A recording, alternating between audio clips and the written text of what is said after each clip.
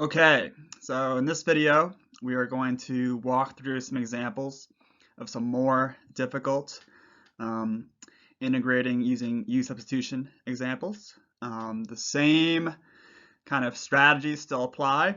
These are just kind of a little bit more complex, a little bit more involved. So let's just kind of jump right into it here. All right, so this first example, we have this e to the 2t, and then we also see that 2t term pop up again inside our secant and tangent. Okay, so it feels like the natural substitution here for u is to make u 2t.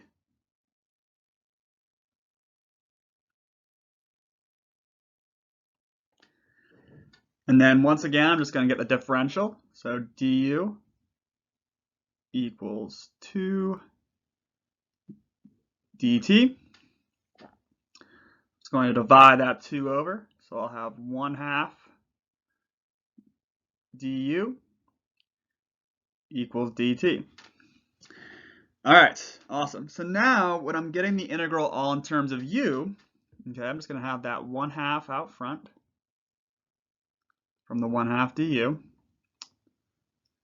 times the integral of, well, it's going to be e to the u plus secant u tangent u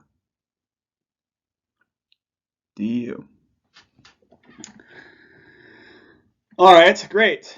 Well, we know when we have addition and subtraction, we can just integrate separately. So both of these are pretty straightforward. The tricky part here is just remember this 1/2 out front. Okay, it's going to have to be outside of the entire answer after we integrate here. So it's going to be 1/2 times the quantity e to the u. All right, the antiderivative of e to the u is just e to the u plus secant u plus c. All right, if you want here, you can multiply through by the 1/2, or you can just leave it out front. I'll just leave it out front. But what you do need to do is you need to substitute back in for u. We know u is 2t, so it's just going to be 1/2 e to the 2t plus secant of 2t plus c. All right, so that one really wasn't that bad. It just so happened that we had multiple terms where the same substitution worked for both. Okay, so later on we're going to do ones where we're going to have to split up the integral. This was not the case here.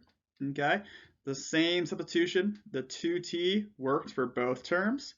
So we use it for both, and then we're easily able to get that integral all in terms of u, which is that term right there. Once we had that, we just integrated, same step as normal, substituted back in for u.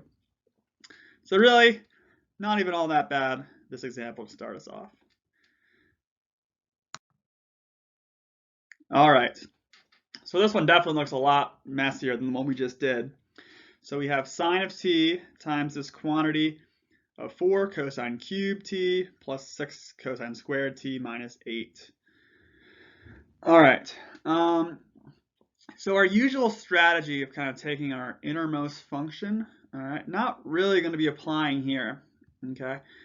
We got to kind of think about thinking ahead of how to get this integral all in terms of u.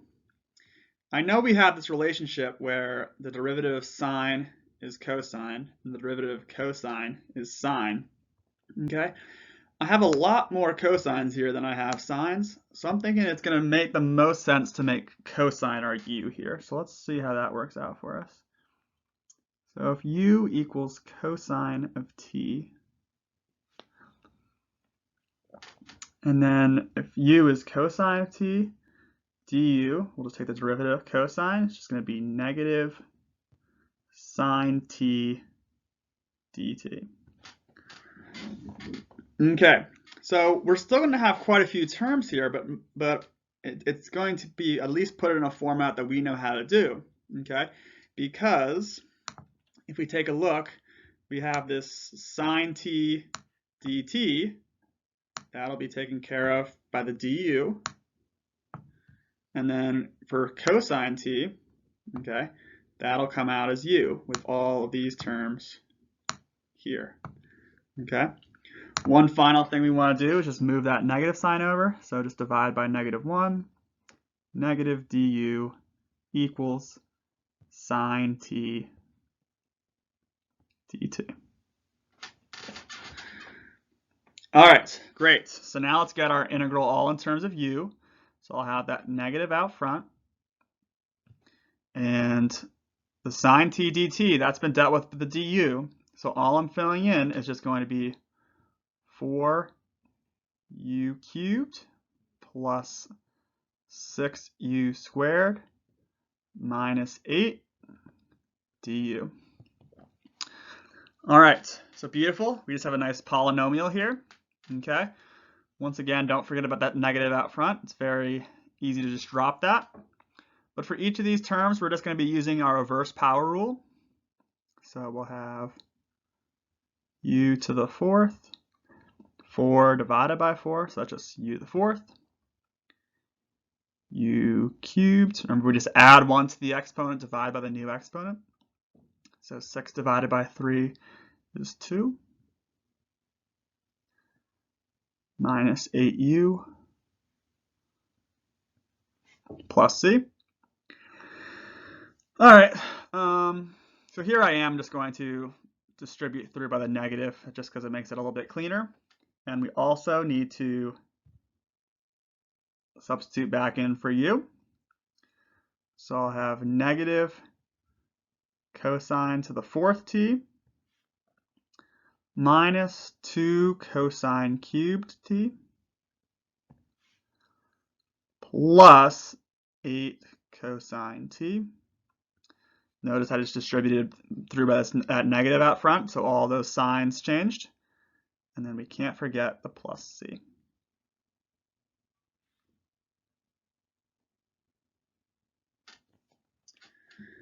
All right, so once again, not bad.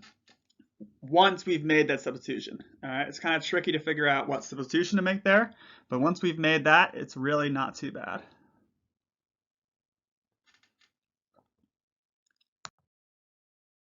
All right, so this next example, you have this x squared plus e to the 1 minus x dx.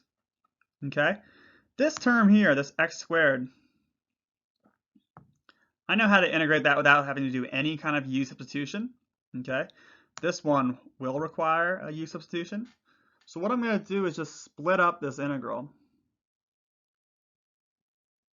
of x squared dx plus the integral of e to the 1 minus x dx. I'm just going to treat them as kind of two separate entities and then just combine my answer at the end. Okay, the properties of integrals allow us to do this the same way it allowed us to do this with derivatives and limits. Great. So this x squared dx, that's very simple. That's just going to be a 1/3 x cubed. We'll just kind of leave that off to the side for a little bit while we handle the u substitution over here. So this was a pretty basic u substitution. Okay, it's natural to make that inner function, that 1 minus x, our u. And therefore du is just going to be -1 dx. All right, I'll divide that -1 over. Okay, so this term will just be minus that -1 e to the u du. Great. And then integrating e to the u, just as easy as it's always been. It's just going to be e to the u with that -1 still out front. And then we just need to plug back in for u. Our u is 1 minus x. So I'm just going to substitute that back in for u. So we'll have -e to the 1 minus x plus c. We can't forget about our 1/3 x cubed that we had involved. So we'll have 1/3 x cubed minus e to the 1 minus x plus c.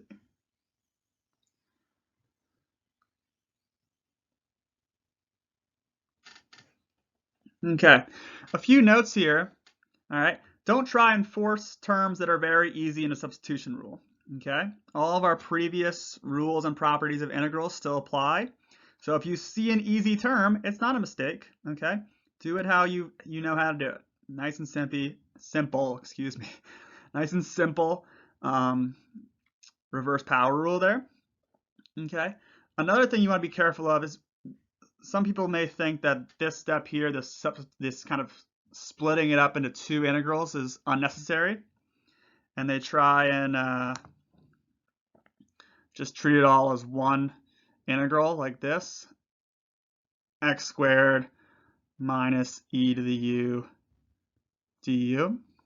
Okay. The issue here is we have multiple variables going on. Okay. Remember, this du portion is telling us that we want to integrate in terms of u. Okay. Yet here we have an x over here. All right. Remember, when you're doing these u-substitution problems, if you have multiple variables going on, all right, something's gone amok. Okay. So definitely split it up into two integrals. Here we have x squared dx, perfect. And then later on, once we fix this one down here, we have e to the u du. Okay. Once you've got them all back to x, then you can just combine your answers into one answer like we have there. Also notice is even though we split them up into two integrals, you only need the 1 plus c. Okay. That one constant of integration handles it for both terms. So you don't need to have multiple plus c's at the end here.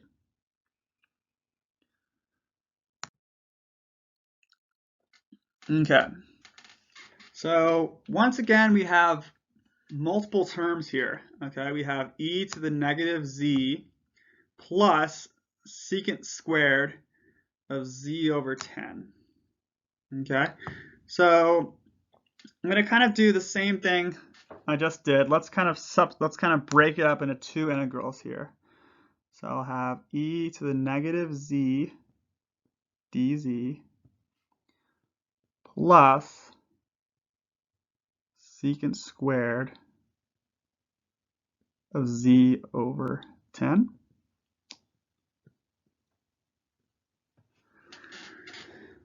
All right. So neither of these can be done just using kind of our basic integration techniques. All of them, both terms are require a substitution rule. Okay, but that's fine. It's just basically going to be adding multiple substitution rules into one problem. Okay, it doesn't make it any more complicated than that. So let's just kind of treat each of these as an isolated problem. If we had each of these in isolation, this e to the negative z dz and this secant squared of z over 10, these are both pretty basic substitution rule problems. So we can just do them separately and then combine our answer at the end. So for this first one, I'll attack it first, this e to the negative z. I'm going to make my u that inner function, so just negative z. And then du will be negative 1 dz. Divide the negative 1 over. I'll have negative du equals dz. So the integral all in terms of u is just going to be negative e to the u du, which will just be negative e to the u. To substitute back in for u, it'll be negative e to the negative z. All right, and I'll do the same thing for this second term, this secant squared of z over 10 dz. Okay, I'm actually going to use the letter v here for my substitution, just so I don't get confused using the same letter. Okay, but it's going to work the same way. All right, so I'll have v equals z over 10. Okay. I know a lot of people get confused when it's z over 10. Remember, that's just the same thing as 1/10 z. Nothing more complicated than that. So when I take the differential of this v equals z over 10 term, it's just going to be dv equals 1/10 dz. All right. So I'm trying to get rid of the dz term here. So I'll multiply that 10 over to the other side. So I'll have 10 dv equals dz. And now I'm ready to get my integral all in terms of v now. Okay, but it's going to work the same way as it was before with u. Okay, so I'll have this 10 out front. So 10 times the integral of secant squared v dv. All right, great. This is pretty straightforward. So it's just 10. The antiderivative of secant squared is just tangent. Okay. And once I have that, I just need to, same as I was doing over there, I need to plug back in for v. So it'll be 10 tangent of z over 10. All right. So we can't forget this final step. We had kind of separated out into two different problems here. We want to put it all back together into one answer. So I'll have this negative e to the negative z plus tangent of z over 10. And we can't forget the plus c.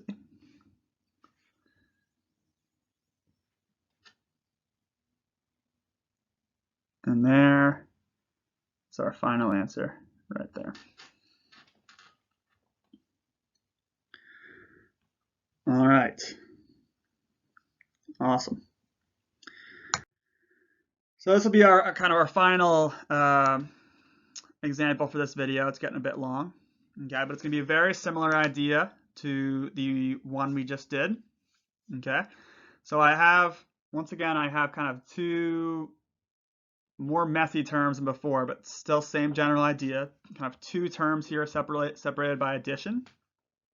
So what I want to do there is I want to split the integral up. So I'll have this sine w times the square root of 1 minus 2 cosine w dw plus the integral of 1 over 7w plus 2 dw. All right, great. So once again, both of these are going to require a substitution rule. I'm just going to treat them as kind of two separate problems for now. All right, I'm going to do one first and then do the other one after, and just kind of combine my answers at the end once I get them all back in terms of w. So this first one, this sine w times the square root of 1 minus cosine w. I'll start there. So in kind of thinking about what I want to make my u here, I'm going to kind of go back to that general rule of thumb. You want to kind of do our innermost function. So I see I have that 1 minus 2 cosine w inside the radical. Seems like that would be a pretty good idea to make our u. Let's try that.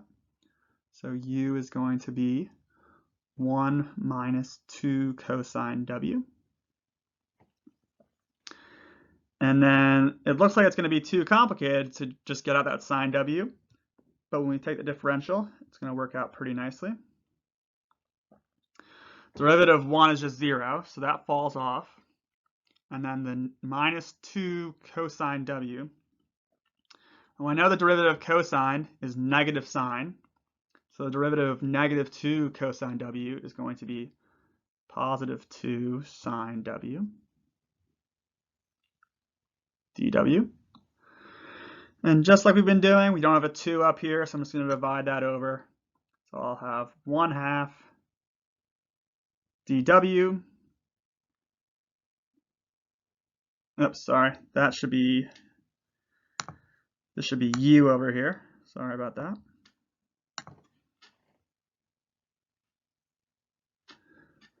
Okay, so 1/2 dw equals, sorry, 1/2 du equals sine w dw.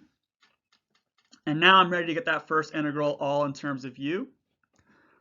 So I'll have the 1/2 out front times the integral of just that sine w dw. That's being handled by the 1/2 du. And all I will have left there is just the square root of u du. And we know that in order to integrate that, I need to kind of rewrite it as u to the 1/2. All right, then I'm just going to integrate that. So I'll still have the 1/2 out front. In order to do u to the 1/2, I'm just going to do the reverse power rule. So I'll add 1 to the exponent. So that'll be u to the 3/2. And then I just need to divide by my new exponent, which is going to be the same as multiplying by the reciprocal. So times 2/3. And so that'll just be 1/3 u to the 3/2.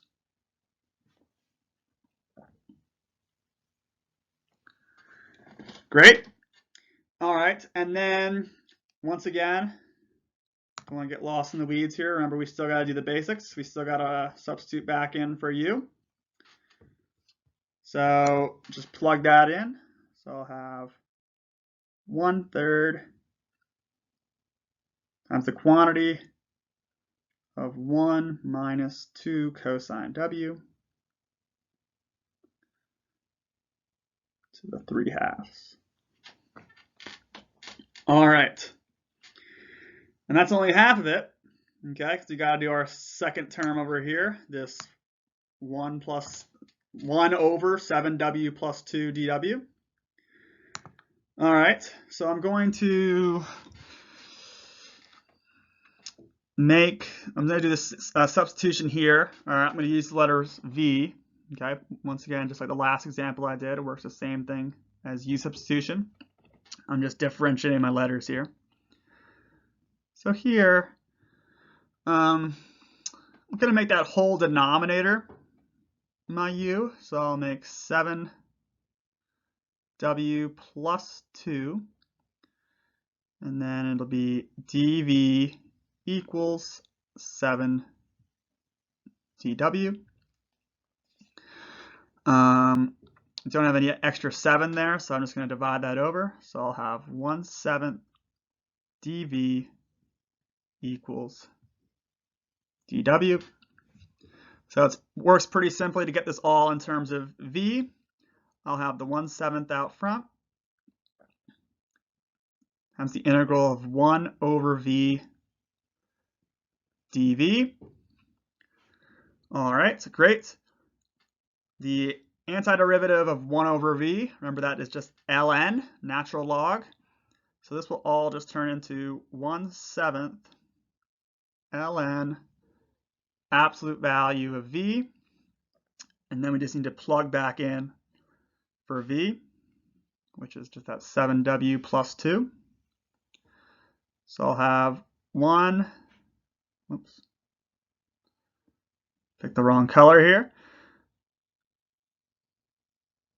I will have 1/7 ln the absolute value of 7w plus 2. All right, great. So I managed to get my two separate answers, and now I have those all in terms of w. But I want to just combine them into my one full answer. So I already have this 1/3 times the quantity of 1 minus 2 cosine w down there.